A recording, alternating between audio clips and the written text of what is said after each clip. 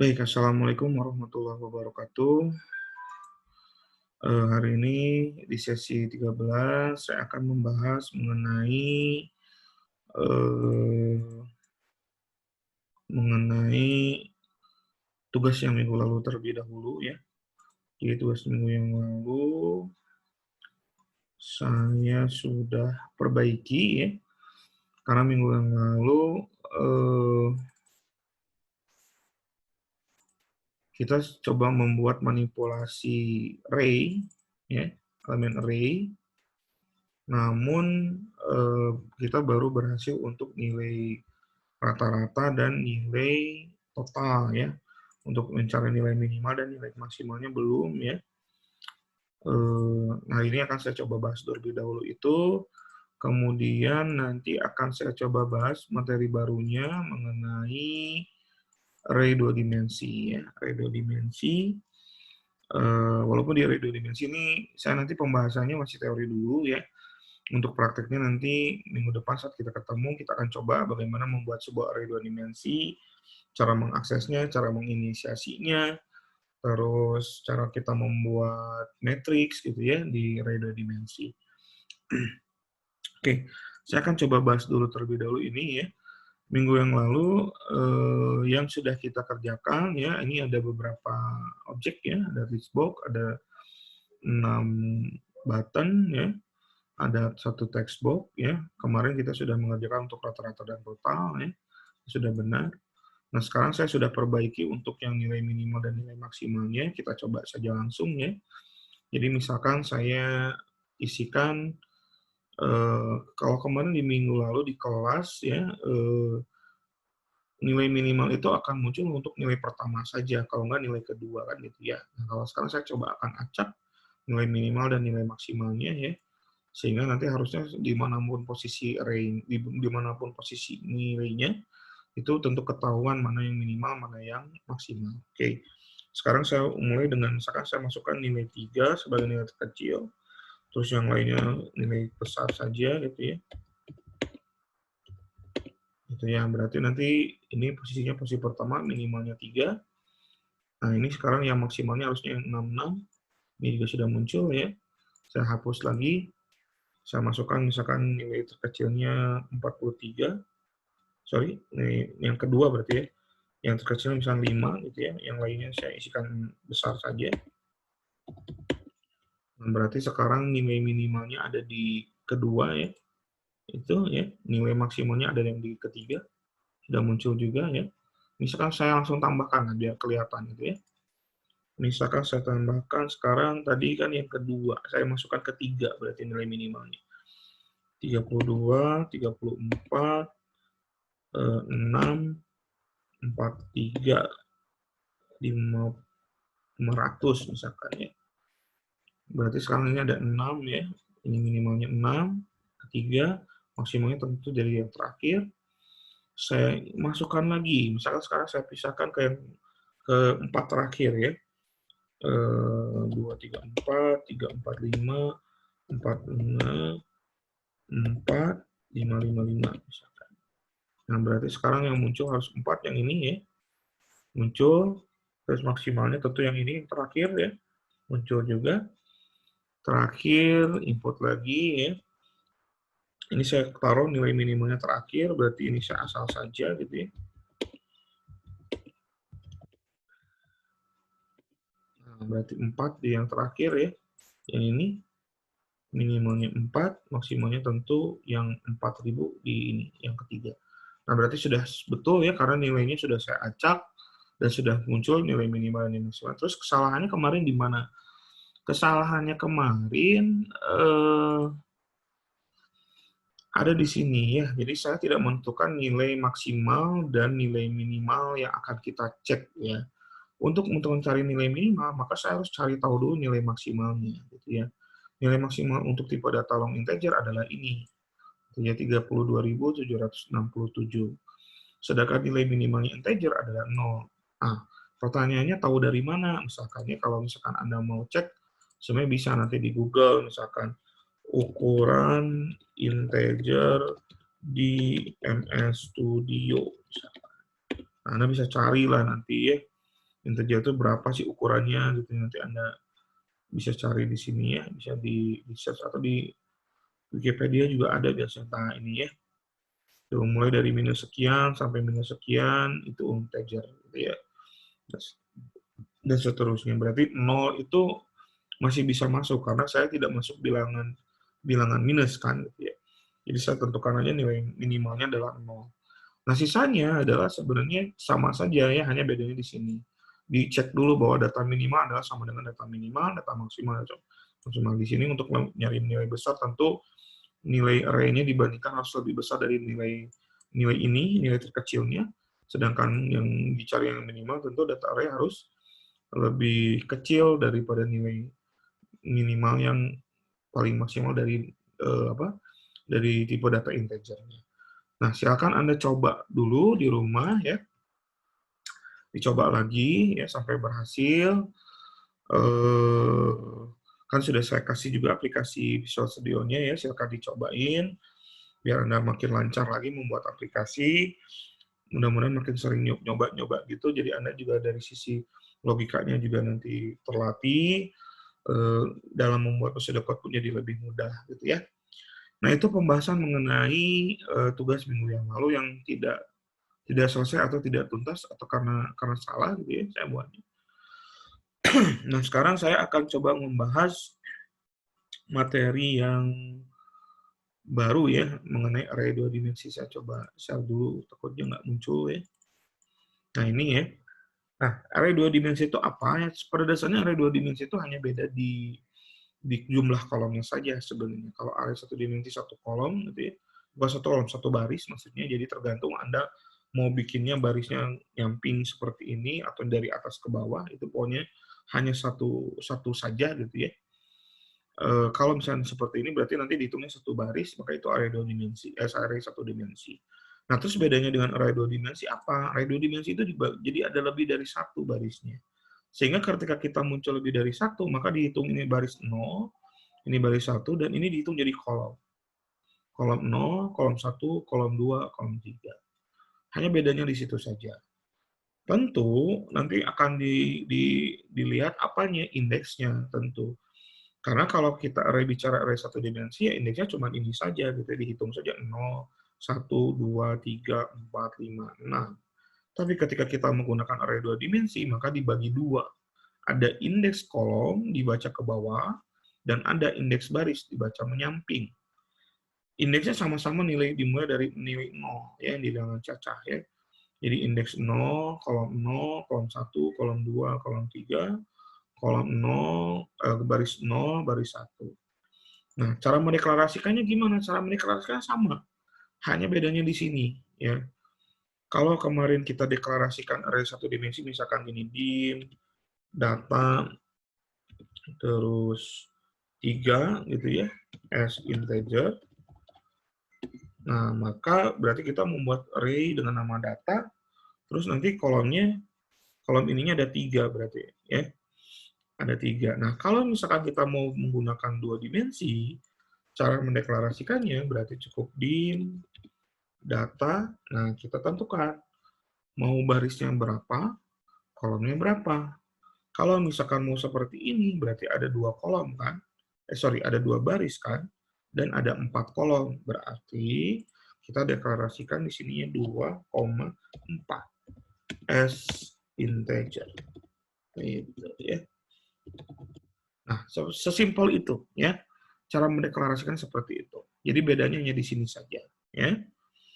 Nah, terus ini contohnya ya, nanti bisa Anda lihat ini kalau ukurannya 2x3 ya. Nah, ini kalau misalkan pakai string cukup dirubah tipe datanya saja ya. Nah, kalau di sini ukurannya 10 kali 50, jadi nanti barisnya ada 10 gitu ya. Kolomnya ada 50 gitu. Nah, terus bagaimana kita menginisiasinya, mengisi elemen array-nya. Nah, cara mengisi elemen array-nya, kalau di satu dimensi kan cukup seperti ini. Ya. Data ada 3 saja. Tapi ketika kita bicara 2 dimensi, ya harus dibagi 2. Ya. 2-nya itu baris, 3-nya itu kolom. Ya. Jadi kita masukkan 10, 20, 30 sebagai baris. Ya. 40, 50, 6 sebagai baris, ini dibaca ke samping, tapi ketika kita baca sebagai kolom, maka ada 3 kolom, 10, 40, 20, 50, 30, 60. Nah, cara mengisi saja seperti ini saja. Ya. Tidak beda dengan sebelumnya. Kalau satu dimensi seperti ini, hanya bedanya di sini saja. Ya. Nah, kalau misalkan ditambahkan seperti apa? Nah, kalau misalkan nanti kita ingin menambahkan, contoh ini, ya, ini 2 baris. Nih, kalau saya tambahkan lagi ini, ya, tentu nanti di sini 10, 20, 30, yang ini 40, 50, 60 ini. Nah, ketika saya tambahkan ini, tentu nanti di bawahnya muncul 70, 80, 90, sehingga nanti ininya berubah. Yang tadinya 01, cuma 2, ini jadi berapa? Jadi 3, sedangkan di sininya kolomnya tetap 3 ya, karena ke bawahnya kan tetap sama ya. Kecuali di sininya ditambah ya. Misalkan di sini saya tambah ini, misalkan tambah 100, yang ini tambah 60, misalkan. Yang ini lagi tambah 78. Nah, berarti nanti muncul lagi di sini ya. Di sini nanti akan muncul. Berarti ini berubah. Kolomnya jadi 4 ya, gitu. Oke. Nah, ini untuk yang tipe data string ya. Jadi kalau untuk data string tentu di sininya jangan dengan integer ya, tapi dirubah ya. Data 1, 2, ini satu kolomnya ada 1, 2, ini kolomnya berarti kalau gini, kolomnya ada 2 ya. Sedangkan barisnya ada 2. Barisnya ada 2, sedangkan kolomnya ada 3 ya. Dimulainya dari 01, ini 012 ya, gitu. Kalau ini untuk tipe data string, ingat ya, kalau tipe data string tentu harus pakai kutip ya, seperti ini, dikutipin ya. Terus bagaimana kita menginisiasi array jika gitu ya, jika datanya lebih kecil, itu boleh ya. Jadi misalnya sebagai contoh di sini ada barisnya 2, berarti 2 seperti ini. Tapi ternyata di kolomnya kan di sini harusnya 3 ya. Ternyata di sini cuma isi 2. Nah, ini boleh. Sehingga yang terjadi nanti seperti ini. Kalau kondisinya seperti ini, maka kolom terakhir ini akan diberi nilai 0 atau kosong. Ya. Jadi Anda boleh saja membuat ukuran array-nya lebih besar daripada elemen array-nya. Yang tidak boleh adalah jika Anda membuatnya, misalkan Anda buatnya sebesar ini gitu ya, terdiri dari 2 baris dan 3 kolom.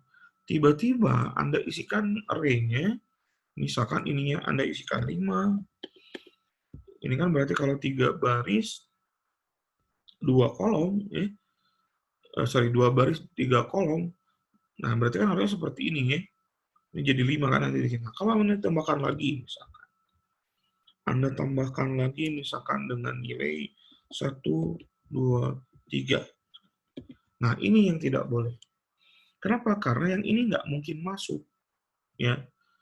Yang ini tidak masuk. Di mana tidak masuknya? Di barisnya. Anda cuma menentukan 2 baris, 0 dan 1. Sedangkan Anda input ada baris ketiga. Sehingga yang ini harusnya muncul di sini kan. Sedangkan Anda tidak menyiapkan ruangannya. Nah, jadi Anda tidak boleh membuat ukuran array lebih kecil daripada elemen array yang akan dimasukkan. Gitu. Kalau ukuran array-nya lebih besar daripada elemen array yang dimasukkan, itu nggak ada masalah. Silakan saja. Boleh. Ya. Oke. Nah, terus mana elemen array, mana yang salah dan yang benar? Ini kebetulan sudah saya edit. Ya, ini kalau ini benar semua sebenarnya. Yang salah tuh jika kalau misalnya gini, Anda bikin elemen array-nya 1,3. Sedangkan ininya Anda tambahkan koma. Nah, ini seperti tadi kasusnya ya. Ya. Ini kan seharusnya 2 kan. Ya. Sedangkan kalau gini, ini barisnya cuma 1. Nah, ini kelebihan. Nah, kalau yang bawahnya ini benar semua. Ini harusnya jadinya 2. Nah, kenapa ini kosong, Pak? Nggak masalah. Toh ukurannya masih cukup. Berarti nanti kalau dicontohkan ke dalam sebuah tabel, gitu ya, yang ini 10, 20, 30-nya ada di sini, 10, 20, 30, ya. Yang ininya 0 semua. Ini boleh, ya. Yang tidak boleh itu kalau ininya Anda tentukan seperti ini, sedangkan Anda bikinnya gini. Ini nggak boleh. Karena ukuran array-nya terlalu kecil untuk elemen array yang mungkin nanti akan dimasukkan. Gitu. Ya. Nah, contoh yang lain adalah ini inisiasi untuk elemen string seperti ini, ya boleh saja per kata seperti ini, ya 2 kata gitu ya. Kalau ini per huruf ya, kalau per kata ini sebenarnya nanti kolomnya bisa saja kolomnya kolom 1 gitu ya, barisnya 1, ininya jadi 2 kolom gitu ya. Kalau ini 6 ya, berarti barisnya ada 2, 1, 2, ininya tinggal dihitung kan 1, 2, 3, 4, yang ininya nih kelebihannya boleh dihitung.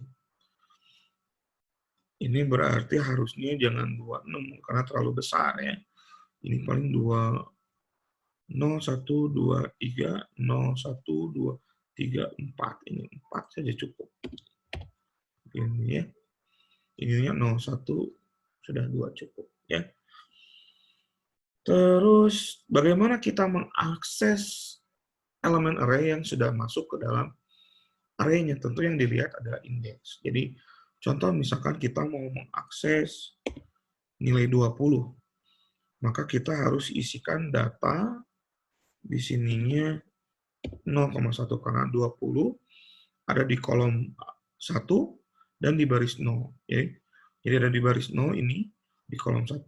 Nah, kalau kita mau cari 60, kalau cari 30, ini kan kolom 3, kolom 3 ya, yang ini 2 di baris 0. Kalau saya cari 60, tentu nanti munculnya data 1,2. Kalau cari 40, data 0,1. Ini munculnya 40. Gitu. Ya.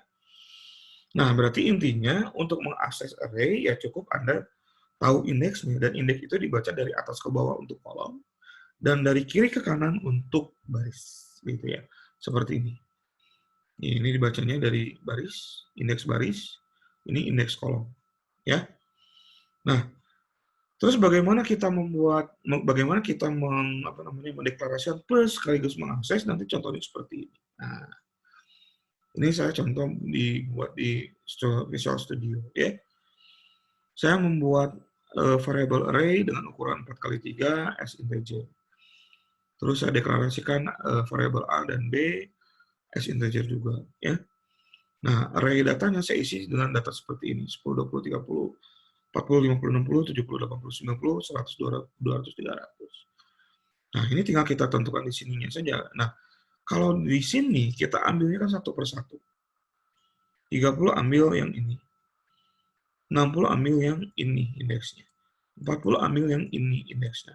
Nah, kalau di sini saya pakai looping dengan tujuan agar semua elemen array ini langsung keambil.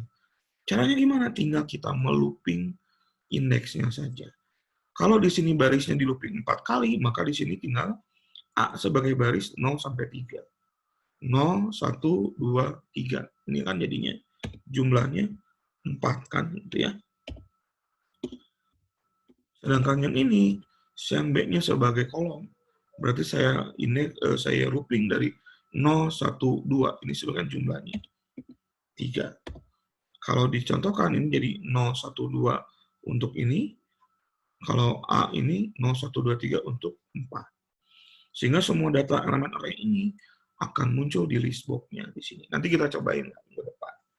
Di ruang praktek ya, kita mencoba pakai Visual Studio-nya langsung.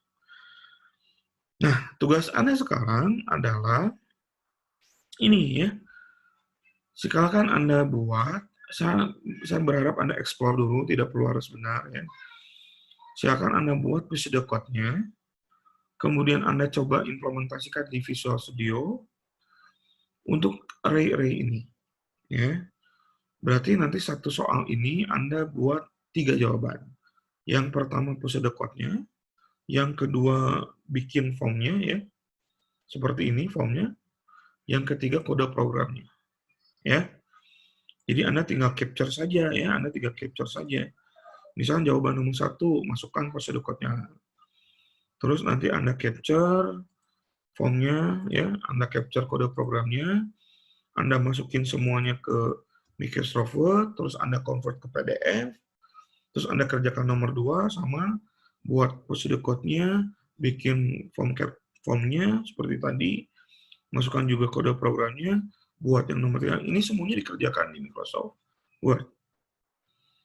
Kemudian Anda convert ke PDF, terus Anda save PDF-nya, kirim ke e-learning ya.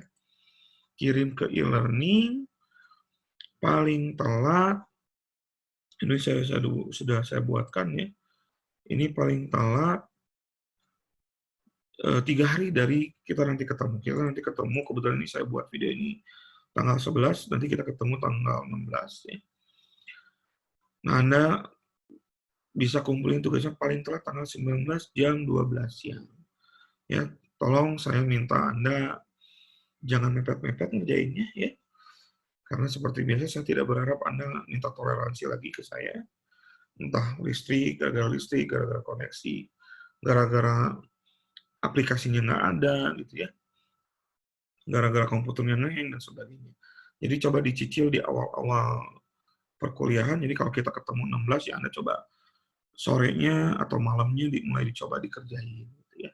Sehingga Anda bisa ngirim di tanggal 17 atau 18 dan tidak terlambat pengiriman. Saya tidak berharap Anda benar, yang penting Anda ngirim tepat waktu itu cukup buat saya. Saya cuma berharap Anda coba nyobain, explore. Kalau salah is okay gitu ya. Yang penting Anda sudah nyobain, itu yang penting buat saya sih. Ya, silakan nanti dikirim ya. Jadi cara pengerjaannya seperti tadi. Coba bikin prosedur code-nya, dibikin di Microsoft Word, bikin juga di program Visual Studio-nya, masukkan capturean programnya ya, formnya, masukkan juga kode programnya, terus sudah selesai di Microsoft Word-nya, di-convert ke PDF, kemudian PDF ini dikirim ke e-learning ya, ke e-learning ini ya. Ini biar gede, biar Anda biar nggak salah, saya edit dulu ininya, diperbesar ya biar Anda nggak lupa gitu ya. Ini saya bold. Nah, ini ya. Sehingga pas dibuka nanti muncul besar gini ya. Nanti Anda jadi nggak salah ngirim filenya. Oke, itu pembahasan sesi 13 ya. Saya rasa cukup ya. Nanti kalau misalkan ada yang masih perlu ditanyakan, silakan ditanyakan di WA boleh, ataupun nanti ketika kita ketemu di kelas ya. Terima kasih sudah menonton video ini. Terima kasih juga sudah mau mencoba tugas latihannya nanti. Mudah-mudahan bermanfaat. Mudah-mudahan juga mengasah logika Anda nantinya. Saya cukupkan sekian pembahasan materinya. Terima kasih. Assalamualaikum warahmatullahi wabarakatuh.